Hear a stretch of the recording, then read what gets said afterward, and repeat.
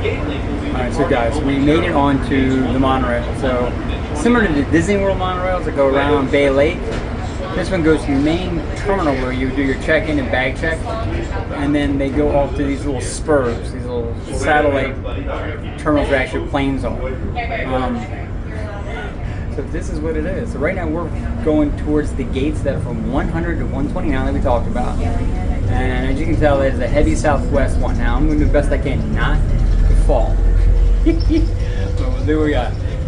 So it's really kind of a very neat way to do it. It keeps really people moving you out like Disney from kind of a central place where you get congested on. But here's a little cute view. We got the other one coming at us. We're going by him. Alright, now we're going in straight into where the planes are. So there's all your Southwest planes. This is the heavy Southwest terminal like we talked about. We're going to gate 104, which is right there. And there's my plane right there. And so now you're coming straight in. This is kind of a cool little view.